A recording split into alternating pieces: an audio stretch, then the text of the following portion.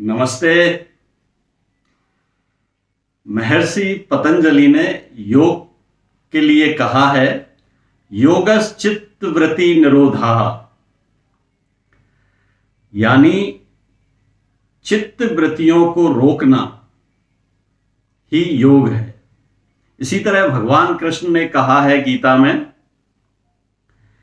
योग कर्मसु कौशलम, अर्थात किसी भी कार्य को कुशलता पूर्वक करना ही योग है।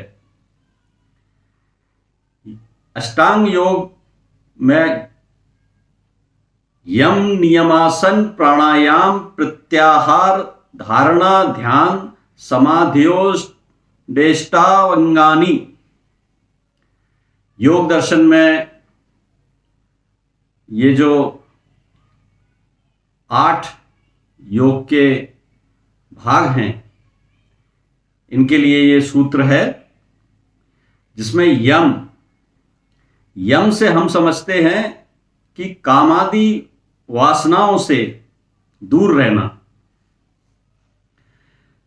और इसके जो उपभाग हैं यम के, उसमें अहिंसा, मन वचन कर्म से किसी भी प्राणी को किसी प्रकार का कष्ट ना देना अहिंसा है। हर प्राणी से प्रेम, जब अहिंसा हमारे मन में होगी तो हमें हर प्राणी के प्रति प्रेम उपजेगा। यम का दूसरा उपभाग है सत्य, अर्थात वही कहना जो सत्य है, जो देखा है, सुना है, जो प्रमाणित है, वही कहना। तीसरा बिंदु आता है आस्ते, यानी मन वचन कर्म से चोरी ना करना। चोरी भी मन से ही नहीं होनी चाहिए, तो मन वचन और कर्म से चोरी ना करना। चौथा है ब्रह्मचर्य। ब्रह्मचर्य यानी अपनी इंद्रियों पर नियंत्रण, इंद्रियों पर नियंत्रण करके अमोघ शक्ति की प्राप्ति करना, यह ब्रह्मचर्य है।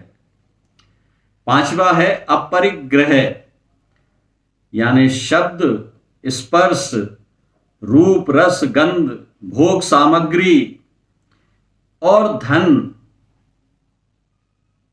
किसी का भी संग्रहण ना करना, ये अपग्रह है, यानी अनावश्यक सामग्री का संचय ना करना।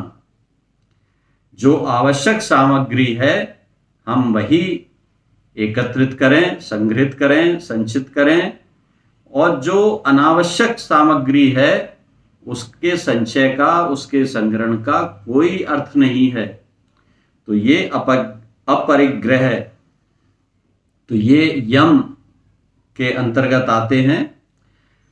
अब दूसरा भाग है नियम। नियम में सबसे पहले पवित्रता, शौच, अंदर की और बाहर की, शरीर की शुद्धि और अंदर की भी शुद्धि, ये शौच यानी पवित्रता में आते हैं। जैसे अहंकार, ममता, राग, द्वेष, ईर्ष्या, भय, काम, क्रोध, मोह, ये सारे दुर्गुण जो हैं, इनसे बचना। नियम में दूसरा भाग है संतोष, सुख दुख, लाभ हानि, गुण अवगुण, यश अपयश, प्रसन्नता अप्रसन्नता, सिद्धि असिद्धि, अनुकूलता प्रतिकूलता, इन सभी में संतोष होना, संतुष्टि होना।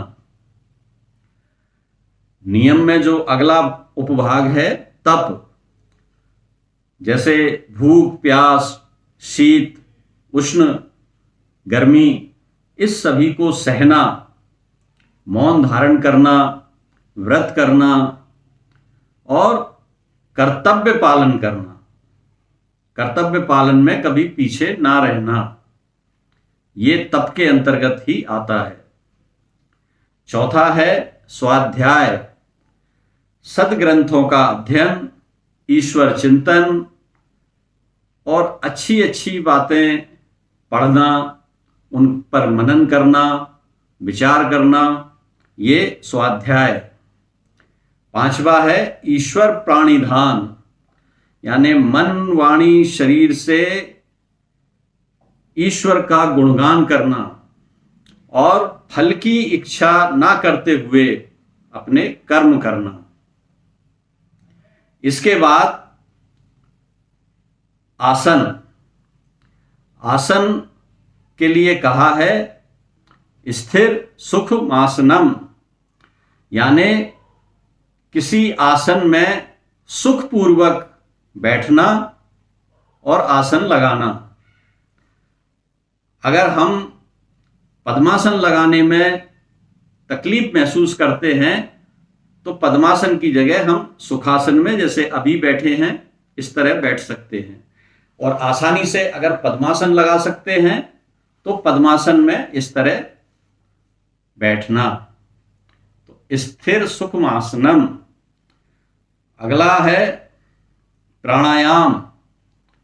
फिर जो प्राणायाम विभिन्न प्रकार के हैं, भस्त्रिका, वायु प्राणायाम,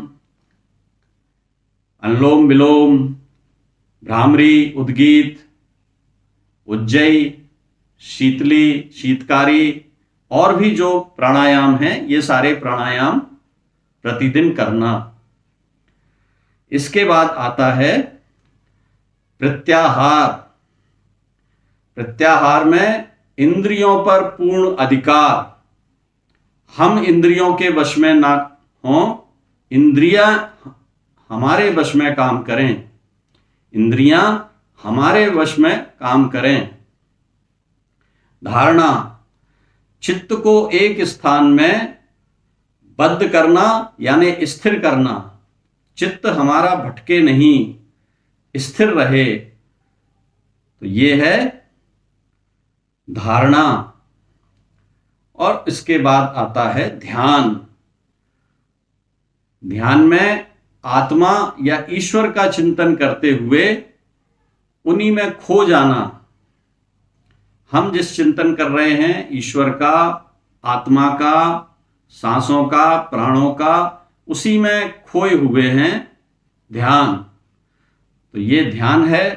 और इसके बाद आता है समाधि। समाधि में आत्म तत्व का अनुभव करना और आत्म तत्व के अनुभव से सतत आनंद की प्राप्ति, ये है समाधि।